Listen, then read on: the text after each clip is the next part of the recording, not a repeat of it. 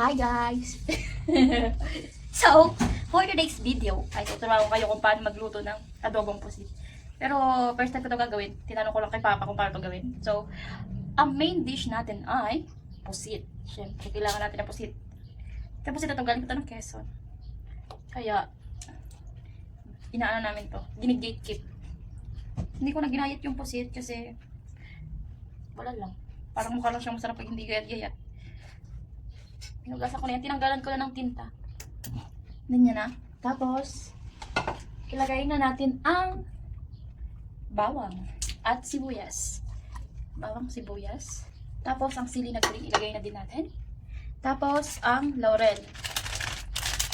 Ngayon ko lang ito gagawin. Pero sabi ni Papa, ganyan ang procedure. Ilagay ko lang ito lahat. Sama-sama na. Tapos, hindi natin siya. Tignan natin ang laurel. Kasi nga, adobong pusit. Tapos, sabi niya, gumamit ako ng baso kasi ang lagay ng kanyang suka at toyo ay tig-isang baso. Joke lang, tig-kakalahating baso. Dito pala. Okay na siguro yan, ganyan. Huwag na yung kalahating baso kasi sobrang dami naman nun. Kasi kukunti lang naman yung pusit natin. Oh, mukhang madami na. Baka umalat naman.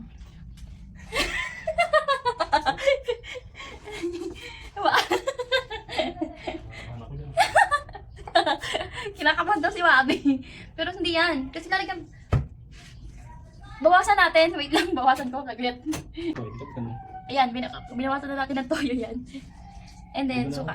Sige naman. Oh my god, ang daming sili. Pero sige lang. Suka. Siguro feeling ko maanghang-anghang na to. Ako na lang, gagalito ko na lang. Hindi ko na ikakalahati talaga na tatansyahin ko na lang. Guys, lagyan natin ng paminta. Much masarap daw madaming paminta. So, si Mami di mahilig sa paminta kaya konti lang. Tapos na yan. Papakuluan na natin. Okay. Hintayin na lang natin siya kumulo.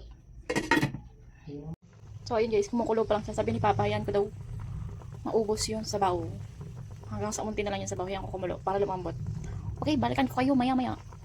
So guys, mabuksan na natin yung ano kasi napakuluan ko na siya ng matagal. So, tingnan natin. Diba? Wow.